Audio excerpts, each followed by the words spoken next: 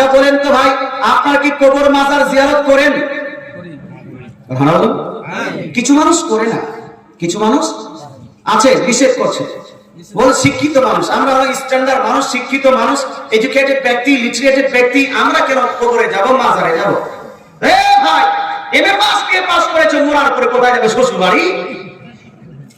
হ্যাঁ বলো, মরার পরে বলো যে আমি এমএ পাস বিএ পাস, আমাকে কবরে কেন দিবে? আমাকে শ্বশুর বাড়ি দিয়ে আসো। কথা বলছিলাম না? মুসলমান আপনাকে বলতে চাই, শিক্ষিত হোক অথবা অশিক্ষিত, মরবি হোক অথবা পাবলিক, যাই হোক না কেন, মরার পরে সবাই যাবে কোথায়? কবরে। মরার পরে যখন কবরে যাবেন, কবরে যাওয়ার আগে কবরস্থানে যাওয়ার প্র্যাকটিসটা করার দরকার আছে কি নাই? আছে কি নাই? আজকে বাপ মায়ের কবরে গেলে কিছু মানুষের ব্যথা লাগে, বলে বেদাত এবং শিরক।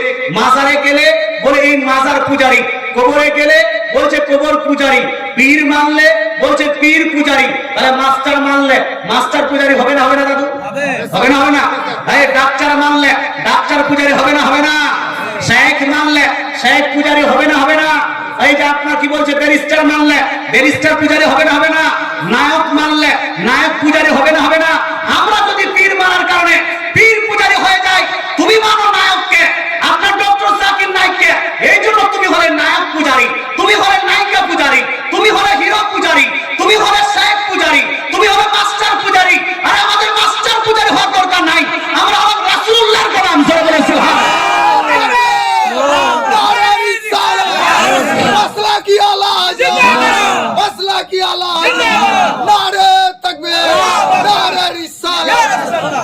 মুসলমান আপনাকে বলতে চাই, আমরা মাস্টার ডাক্তার পূজারী নই, আমরা হলাম রাসূলের গোলাম। আর এতেই আমরা খুশি না বেজার? এই খুশি না বেজার? এবার প্রশ্ন হলো, এই মাস্টার কবর জিয়ারত থেকে নিষেধ করে, ডাক্তার কবর জিয়ারত থেকে নিষেধ করে, MA pass BA pass MPhil pass PhD ডিগ্রিধারীরা মাজার যেতে চায় না। মাজারে গেলে বিদআত বলে, মাজারে গেলে শিরক বলে, কবরে জিয়ারত করলে শিরক বলে। কেউ বলে কবরে যাও হাত তুলে দোয়া করা যাবে না, কেউ বলে কবরকে পাছা করে দোয়া করো, আগা করে দোয়া করা যাবে না, কেউ বলছে সম্মিলিত মুনাজাত করা যাবে না। আমি বললাম ভাই, শুনে নিয়েছি মাস্টারের কথা, শুনে নিয়েছি ডাক্তারের কথা, শুনে নিয়েছি ব্যারিস্টারের কথা, শুনে নিয়েছি শায়েখ এবং মরবিদের কথা। এবার আসুন আমরা রাসূলুল্লাহর কথা মানবো। জোরে বলে সুবহানাল্লাহ। রাসূলুল্লাহর কথা শোনার দরকার আছে কি নাই? আছে কি নাই? আসুন রাসূলুল্লাহর কথা শুনুন। রাসূলুল্লাহ বলছেন, হাদিসটি লিপিবদ্ধ আছে, এ ভাই গ্যারান্টি সহকারে বলছি, একটা হাদিসেও কেউ যদি ভুল প্রমাণ করিতে পারে, একটা হাদিস কেউ যদি ভুল প্রমাণ করিতে পারে, একটা হাদিসের বদলায় 1 লাখ টাকা, দুইটা হাদিসের বদলায় 2 লাখ টাকা, তিনটা হাদিসের বদলায় 3 লাখ টাকা, 10টা হাদিস প্রমাণ করে দাও 10 লাখ টাকা দিব। কথা বুঝতে পারছেন না? ভুল প্রমাণ করতে পারলে লাখের লাখ নিয়ে যা। কিন্তু ভাই আপনি দেখবেন, 10 বছর থেকে চ্যালেঞ্জ দিচ্ছি, একজন ওয়াহাবি বাচ্চা সামনে আজকে সে বলতে পারলো না হুজুর এটা আপনি ভুল বলেছেন। একজন বলতে পারবে। ইভেন আমার দেখেন ওই আপনাদের ইউটিউবে আছে না, ও বলছে যে তাবিজ লটকানো শিরক, তাবিজ লটকানো শিরক, কেউ কেউ মানে বলে তাবিজ ঝুলানো যাবে না। আমি ইউটিউবে আপনার ফেসবুকে একটা দিয়েছি, 2 লাখের বেশি লোক দেখেছে। আপনার ফেসবুকে চ্যালেঞ্জ, যে কেউ যদি দেখাতে পারে যে রাসূলুল্লাহ বলেছেন তাবিজ ঝুলালে শিরক, তাকে 10 লাখ টাকা পুরস্কার দিব। আজ পর্যন্ত বাংলাদেশ এবং পশ্চিমবঙ্গের এতগুলো ওয়াহাবিদের মধ্যে একটা ওয়াহাবি বলতে পারলো না যে আমি দেখাতে পারবো। একটা মৌলবীগিরি যারা করলে কতটা পায়? 5,000 7,000 টাকা বেতন। তুমি একটা হাদিস দেখাও যে কোথায় লেখা আছে তাবিজ পড়লে শিরক হয়, তাবিজ লাগালে শিরক হয়। একটা হাদিস দেখাও।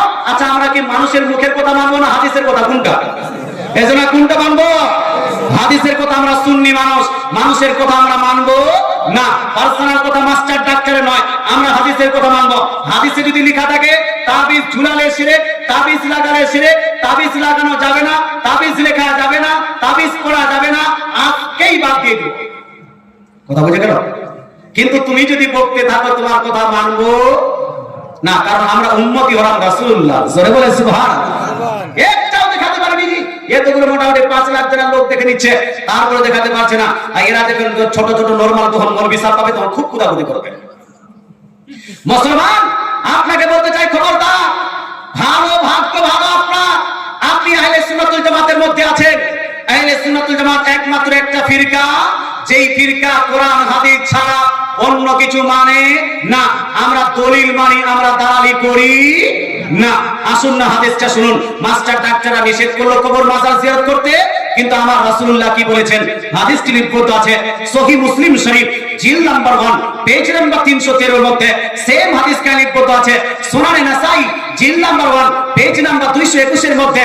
সেম হাদিস কা লিপিবদ্ধ আছে সুনান ইবনে মাজাহ সিয়াসিত তার কিতাব সুনান ইবনে মাজাহ জিল নাম্বার 1 পেজ নাম্বার 112 এর মধ্যে।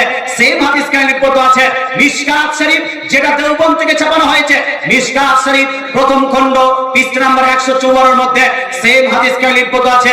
সৌদি আরব থেকে ছাপানো সুনান তিরমিজি জিল number 1 page number chapter name বাবু মাজাহ ফি রুখসাতি ফি জিয়ারাতিল কুবরের মধ্যে সেম হাদিস কা লিপিবদ্ধ আছে। আহলে হাদিসদের ছাপানো সৌদি আরব থেকে যেটা ছাপানো হয়েছে সুনান আবু দাউদ জিল নাম্বার 1 পেজ চ্যাপ্টার নেম বাবুন ফি জিয়ারাতিল কুবরের মধ্যে। জোরে বলে সুবহানাল্লাহ। এতগুলো কিতাবের মধ্যে লিপিবদ্ধ আছে। হাদিসটি হলো এইভাবে, রাসূলুল্লাহ বলছেন সুরুল কুবুরা ফা ইন্নাহা তুযাক্কিরুকুমুল আখিরা। দয়ার নবী মায়া নবী বলছেন, ও হে আমার উম্মত উম্মতিরা, ও আমার উম্মত উম্মতিরা, তোমরা কবর এবং মাজার জিয়ারত করো। জোরে বলেন না সুবহানাল্লাহ, জোরে সুবহানাল্লাহ।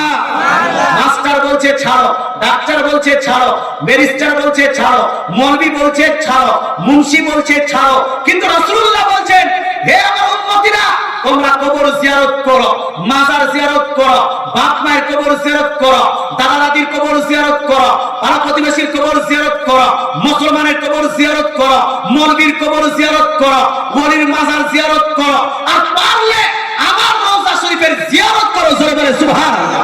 হুজুর, আপনার রওজা শরীফের জিয়ারত করলে হবেটা কি? তো রাসূলুল্লাহ বলছেন মান যারা কবরি ওয়াজাবাত লাহু শাফাআতি। রাসূলুল্লাহ বলছেন, শুনো, কোন ব্যক্তি যদি আমার ইন্তেকালের পরে মদিনা শরীফে এসে একবার আমার রওজা শরীফ জিয়ারত করতে পারে, কাল কিয়ামতের মাঠে উত্তপ্ত ময়দানে কঠিন আসবে দিনে তোমার বাপ তোমাকে বাঁচাবে না, তোমার মা তোমাকে বাঁচাবে না, তোমার শ্বশুর তোমাকে বাঁচাবে না, তোমার ওয়াইফ তোমাকে বাঁচাবে না, তোমার স্বামী তোমাকে বাঁচাবে না। কিন্তু রাসূলুল্লাহ বলছেন, আমার একবার রওজা শরীফ মদিনা শরীফ জিয়ারত করার কারণে কাল কিয়ামতের মাঠে উত্তপ্ত ময়দানে তোমার সুপারিশ করে তোমাকে জাহান্নাম থেকে বাঁচিয়ে তোমাকে জান্নাতে ভরে দেওয়া, এটা নবী আমার উপর ওয়াজিব হয়ে যায়। সুবহানাল্লাহ, জোরে সুবহানাল্লাহ বলুন তো ভাই। একদল বলছে ছাড়ো, আমার রাসূলুল্লাহ বলছেন করো। আমরা যাব কোন দিকে? রাসূলের দিকে না ওই দলের দিকে? কোন দিকে? আরে একটা দল কেন, পৃথিবীর সব দল যদি বলে মাজার জিয়ারত যাবে না, কবর জিয়ারত করা যাবে না, ওই দলের কথা মান্য করা যাবে না।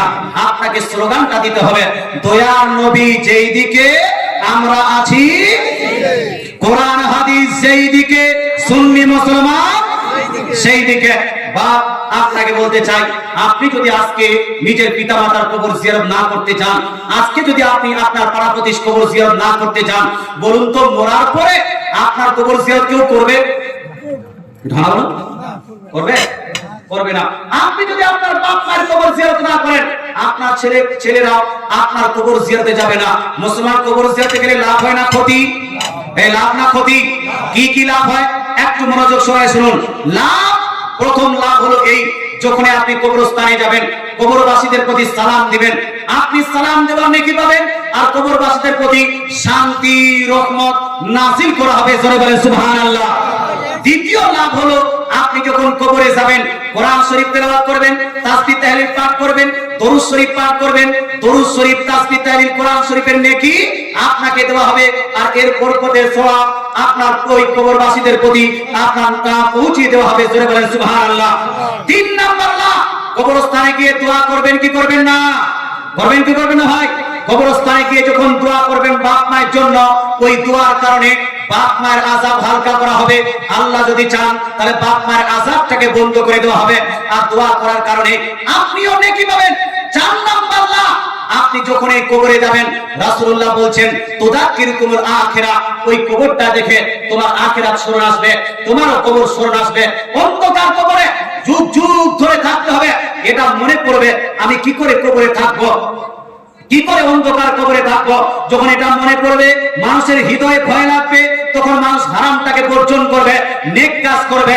আল্লাহর রাসূল বলছে এই জন্য বেশি বেশি করে কবরস্থানে যাও, কবর জিয়ারত করো, যাতে কবর দেখে তোমার নেক আমল করার উৎসাহ জাগে, হারাম কাজ থেকে বিরত থাকার উৎসাহ জাগে। জোরে বলেন সুবহানাল্লাহ, জোরে বলেন সুবহানাল্লাহ। তো কবরস্থানে গেলে লাভ হলো না ক্ষতি? লাভ না ক্ষতি? লাভ হলো। এই জন্য কবরস্থানে জিয়ারত করা ছাড়া যাবে না। তবে একটা প্রশ্ন করছিলাম, প্রশ্নটা হলো এই, কবর জিয়ারতে যখন যান ভাই, তো কাকে কাকে সঙ্গে নিয়ে যান? কাকে কাকে সঙ্গে নিয়ে যান? মৌলভী সাহেবকে বলেন মৌলভী সাহেব চলেন তো একটু আপনার কবর জিয়ারত করি, বলেন কি বলেন না? এই মুখিয়া মোড়ল হাজী সাহেবকে বলেন হাজী সাহেব চলেন তো একটু কবর জিয়ারত করি। বাচ্চাদেরকে বলেন তালিমকে তালিম বাবু তো চলো তো আমার একটু বাবার কবর যাব। নামাজিদেরকে বলেন, হাজীদেরকে বলেন, মাস্টার সাহেবকে বলেন, হয়তো চাচা বাবাদেরকে বলেন, বলেন কি বলেন না? তোর সঙ্গে আপনার ভাবিকেও নিয়ে যান, নিয়ে যান না ভাবিকে? তারপরে আপনার নানিকেও নিয়ে যান, নিয়ে যান না? দাদিকে নিয়ে যান না? হ্যাঁ, আচ্ছা, স্ত্রী যার স্বামী মারা গেছে, ওই স্বামীটার কবর জিয়ারত করতে গেলে ওই স্ত্রীটাকেও নিয়ে যান, যান না? নিয়ে যান না? স্ত্রীকে নিয়ে যান না? আচ্ছা, কমসে কম দাদিকে তো নিয়ে যান, বুড়ি মানুষ, উনা তো নিয়ে যান না? কাকে নিয়ে যাচ্ছে? একাই যাচ্ছে? বলতে চাই মুসলমান, কবরস্থানে যখন আপনি যাচ্ছেন, আপনি গেলেন, মাস্টার সাহেব গেল, নামাজি গেল, হাজি গেল, গাছি গেল, এ তালিব ইলম গেল, মৌলভী গেল, পাবলিক গেল, কিন্তু মৌলভীকে নিয়ে গেল, এই আপনার মেয়েদেরকে নিয়ে গেল, মেয়েদেরকে নিয়ে যান না?